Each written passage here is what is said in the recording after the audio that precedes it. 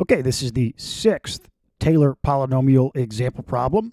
So, okay, let's start by, we want to find the t sub n, which is t sub 3 for this function.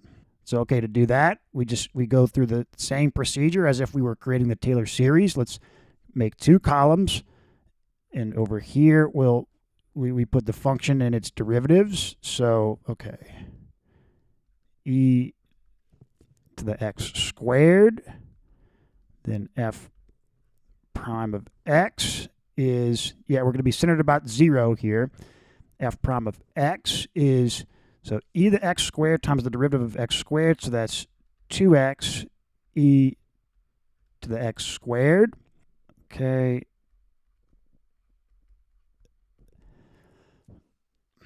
All right, product rule, derivative of the first, 2 times the second, plus derivative of the second is 2x e to the x squared, and then times the first, which is 2x, so that's 2x times 2x, that's 4x squared e to the x squared. Now we're going to n is equal to 3, so we want to, let's go to the third derivative.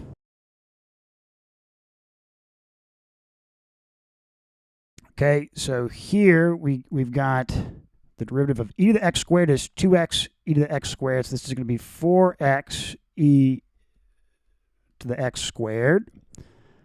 Okay, plus, okay, now product rule again, so derivative of the first is 8x times the second, plus derivative of the second is 2x e to the x squared times the first, which is 4x squared. So this is going to be 8x cubed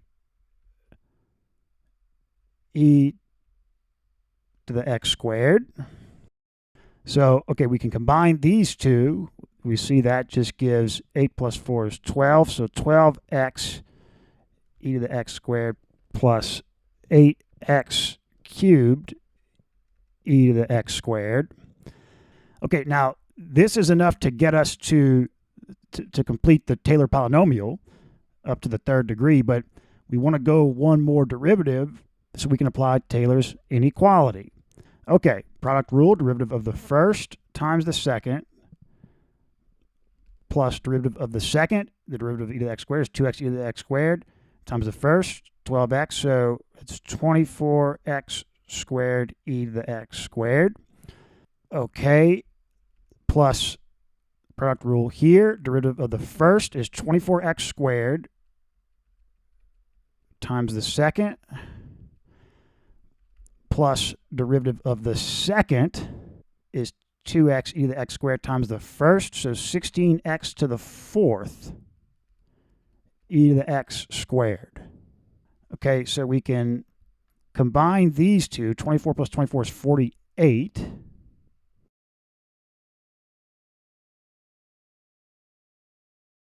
Okay, and then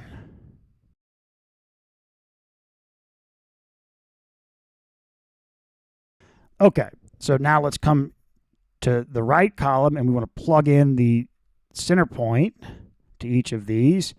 So e to the 0 is 1.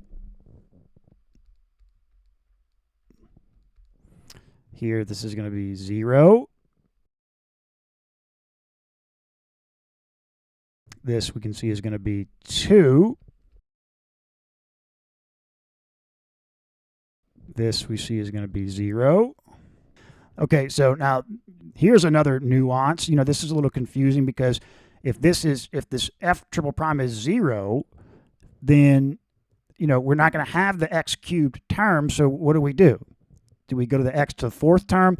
No, we're just going to, then we'll put just go up to the x squared. And since you have t sub 3, then you'll know that the cubed term was 0. Okay, now we don't need to plug anything in for the Taylor inequality, and actually we can, let's see if we can factor this. That might make it easier to work with because we're going to be working with the function here. So, okay, let's see if we can take out a 4e to the x squared. So that's 3 plus 12x squared plus 4x to the fourth. And can we factor that? So 4x to the fourth plus 12x squared plus 3. If we say that u is equal to x squared, then we've got 4u squared plus 12u plus 3. 4 times 3 is 12. So no, we can't factor that. Okay. So we've got f of 0 is 1, and f double prime of 0 is 2. Okay, so now let's get the coefficients. So c sub 0 is 1 divided by 0 factorial, which is 1. C sub 2 is 2 over 2 factorial, which is 1. Okay, so e to the x squared is approximately equal to t sub, we can put 3 here. So t sub 2 is equal to t sub 3 in this case. And that's equal to, so we've got 1 plus x minus 0 squared. So it's just 1 plus x squared. There we go.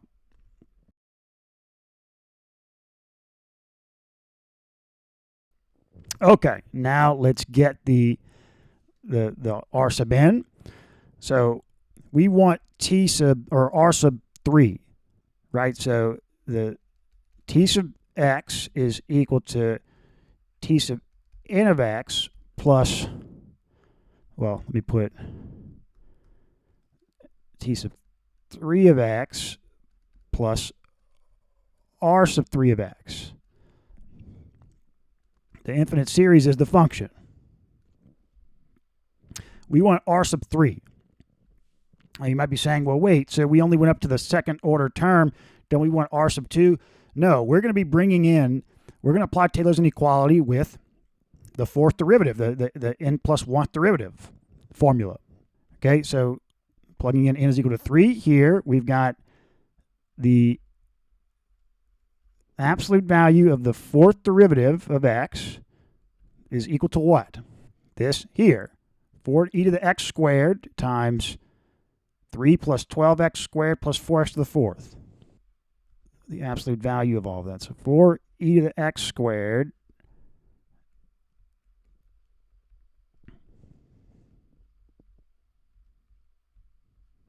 okay, now if we notice though, this is for all x, this is going to be positive. So we can just remove the absolute value because e to anything, even if it's negative, is always positive.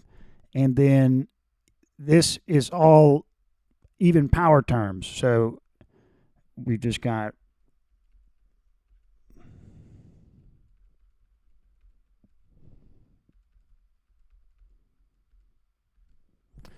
okay. Now what we want to do is there a number that this function here along the, for the interval where plus or minus, let's see. So we're not a certain distance away from the center point here. The center point is 0. It's just plus 0.1. But okay, but any x on this interval is what's the absolute max of this function on this interval? Well, let's bring in the graph of this. Okay, so there's the graph. I plotted it in Desmos, and going from 0 to 0.1, we can see at 0.1 is the max. So we can say, so 4 times e to the x squared times 3 plus 12 times x squared plus 4 times x to the fourth. Store that as e. Okay, so e with x equal to 0.1. 12.6918.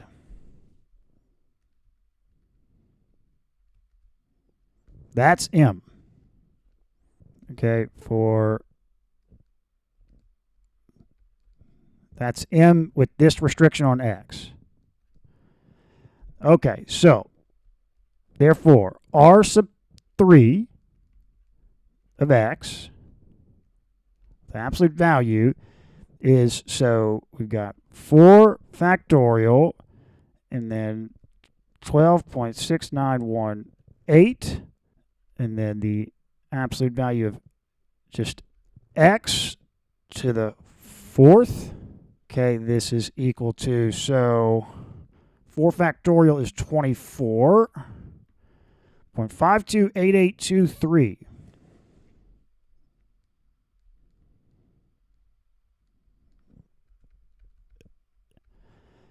Okay, so there is r sub 3 of x, 0.528823, and then over this is the restriction. Okay, great. Now, what's the worst case scenario? Well, we can see it's just we plug in 0.1 here. So 0.1 to the 4th times, okay, 0.000053.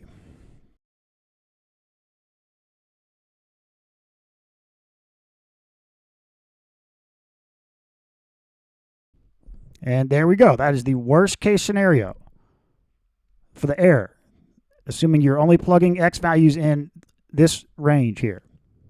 Okay, now let's go ahead and plot the actual r sub 3, which we know is going to be absolute value of e to the x squared. That we're going to plot the absolute value of r sub 3, e to the x squared minus then t sub 3, 1 minus x squared. Okay, there we go. This is the absolute value of r sub 3 of x. And we see the worst case scenario is at 0.1, x equals 0.1. And that's about 0.00005, which is just a little bit better than this, but that's still really, Taylor's inequality did a great job there.